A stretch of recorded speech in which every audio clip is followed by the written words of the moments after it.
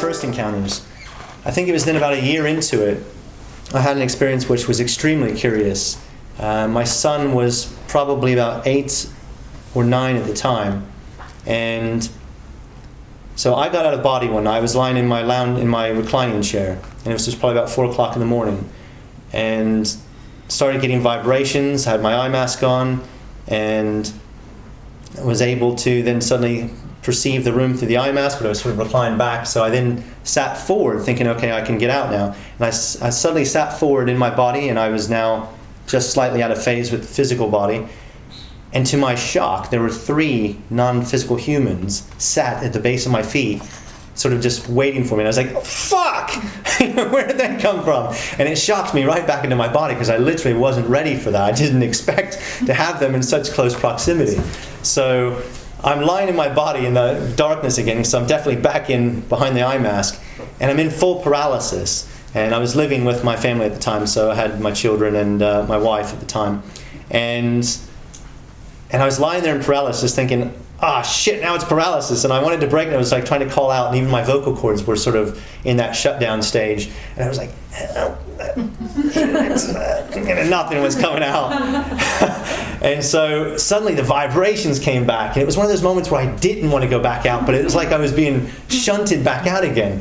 And so I sat forward again, and there they were, the 3 of them sort of just, there. And then, which way? Yes, it was from the bay window. A 4th human walked through from the bay window outside, and I was like, oh man. And again, I was trying to close it all down, and I got back in my body, still in paralysis, like, shit. And, and then once again, it was like I was shunted back out again. I had the vibrations come back, and I was suddenly presented with the 4 of these humans again, and then a 5th one walks through the partition from the kitchen into the lounge, and I'm like, what the hell? So I eventually got back in my body. I did not confront them. I did not communicate with them. I didn't know what to do with them, to be honest. So I got back in my body. I got out of the paralysis, and I wandered around the house for a little while thinking, I have no privacy. I was thinking, how many times have I been in the shower? How many times have I been a bit of self-gratification or whatever? And somebody's peering in on me. And I'm thinking, oh my God. And it was on that night where I lost all sense of privacy. And I was thinking, it makes sense actually, because we live in a multi-dimensional universe. There's always going to be somebody that can peer vibrationally into our vibration, no matter what level you're at. And so that was a little bit of a frightening moment to realize that, it's not the government as such that's snooping on us, but multi-dimensional reality itself. Talk about Big Brother. And then over the next few days, it really got interesting. I'd walk into a room, and something would scoot across the table, and I'd sit there and look at it and think, try and wake myself. No, okay, that didn't just move. That was my imagination. The first few times, I put it down to just imagination. And then I was one time upstairs, and a few things were just swept off of a bookshelf. And I was thinking, okay, one thing could have domino effect. It could have been. But it was getting to the point where I couldn't really deny this. And then one day I took my son to school, and I came back from the school run, and we had a young daughter at the time. She was probably about 3, and my wife had one of her friends over with her young daughter, and they were all in the lounge talking, and the 2 little ones were playing. And I walked in, and I came in to the lounge. I said hello. I was probably in the lounge for about 30 seconds to say hello, and then I went upstairs. And I went upstairs. It takes me from the lounge to get upstairs maybe another 5 or so seconds. So that's about 35, maybe 40 seconds in total.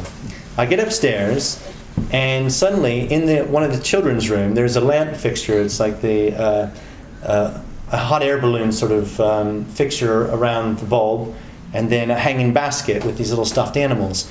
And the basket was wildly swinging from side to side, and it didn't seem to be losing any momentum whatsoever. And I was just sitting there looking at this thing going, what the hell? And then suddenly it started to come to a stop, and it took maybe, 10, 15 seconds to come to a near enough stop.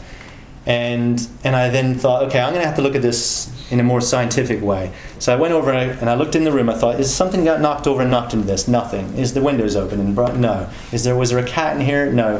Nothing that could have done that. So I thought, okay. So I grabbed the basket and I gave it a right good push. And it, again, maybe took 15 seconds or so to come to a near standstill. I thought, okay, I was downstairs for about 30 seconds saying hello, 5 stairs to come up, and then I watched it for at least another 15 or so seconds. So that was almost a minute in total that this thing must have been swinging away. But yet when I did it and pushed as hard as I could, it was only about 15 seconds or so before it came to a near standstill. So I thought, okay, there's definitely something going on. And I thought it must be these humans that were in my house, a few days ago. And then I was at my desk and my son came home from school and he went outside and then he came back in and he paused and then he went upstairs and then he came back downstairs. He said, Dad, I came in just now from the garden and there were outlines of what looked like 2 people standing right behind you. And I went upstairs and there were a few more. And I was like, holy shit. And so I thought, they're not going away. And so I thought, I'm going to have to go back out of body. I literally kept myself from going out of body for about a week because of this stuff. It was a little bit frightening. Yeah. But none of it seemed menacing. It all just seemed as if they're trying to get my attention, but I just didn't know how to deal with it. I thought, I haven't dealt with 5 dead people before, so what do I do? I've heard psychics talk about, go into the light, go into the light. I was thinking, So anyhow, I got in the lounge one morning, early in the hours, and I thought, okay, I'm going to do this. I'm going to get my courage up. So vibrations came, and I lifted away, and nobody was around. And so I sort of was just about to go out the bay window, and somebody pops through, and I was fuck, And this guy, he was like really casual about it. He was like, there you are. And I was like, mm-hmm. And he started to explain the situation to me, and I was like, this is really fascinating. He had basically been himself deceased for about a year or so, and he's sort of just wandering around these local areas, don't know what to do next. He can see us, all of my local village and anywhere else he went, and interacting with other people on his level. And could never get anybody's attention from this level, and the people on that level didn't seem to know much more than he did. So he said he was wandering by one night past my location, and he suddenly felt this tug, and I felt that tug myself several times, which pulls us to other sort of places. It's like a little signal. And he said, I felt this little tug, and it was quite strange, so I followed it into your house. And you were in that chair over there. And he said, you were flopping about like a fish, when you pull it out of the water. He said, you were just flopping about. And I was like, he must be referring to my energy body when it's getting sort of in that state to sort of move out of alignment with the physical. And I said, that must be what he's referring to. And he said, so I could have just hung around in the corner watching this, because I'd never seen this before. And he said, something then came away from your body and zipped away. And I was like, whoa, this is really interesting. So he thought he'd set up camp and sort of hang out for a while and see what else could happen. And so he said he was watching this for days, and several times he saw me do this sort of ritual, and then something came out. And he said one time I came out and I hung around, and he saw it was like a duplicate, and he said boom, and then it was gone again. I was like, that's really fascinating. And then he goes out and tells other people. And that's why all these others start coming. And so there's like a little circus going on, and I'm center stage. So we're talking about all this, and then other people start coming in, and I was just like, it was really quite amazing to learn about the mechanics of some of this stuff from their vantage point. So I was really fascinated by that. By that time, I had done a few basic sort of what Monroe and some people would call retrievals, where you assist people move into higher levels. So I thought, I'll see if I can do this sort of assistance on this larger, 5 or 6 person scale.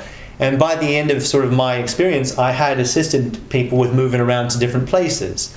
And that was very interesting. And I felt, by the time I got back in my body, I felt quite useful, actually.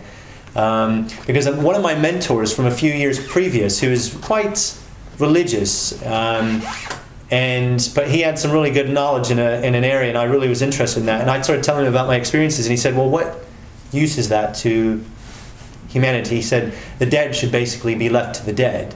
And I thought, then why am I being allowed to do this if the dead should be left to the dead? Why do people like, these other people that I've read about 40 years and all these experiences, why are they not leaving the dead to the dead? Why is something allowing them to get out and about and do this stuff? He didn't have the answer to that, but he reassured me the dead should be left to the dead.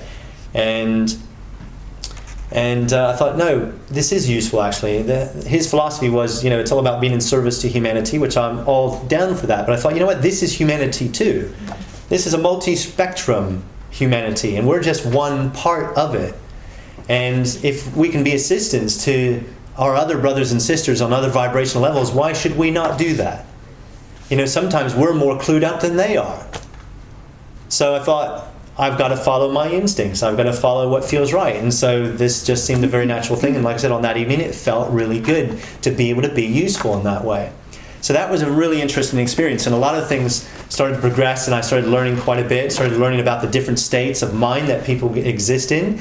People can be very frustrated in those states, very angry. Maybe some are like, religion lied to me, so I'd be going to heaven and here I'm stuck here. Or some people would be like, science has lied to me, saying that, my consciousness was just, a series of chemical reactions in the brain. And you get this sort of flavor from people, this whole range of stuff. And it was really, again, it's an interesting learning curve to be thrown in the deep end, in a sense, and experience this. Robert Monroe had an experience which was very interesting.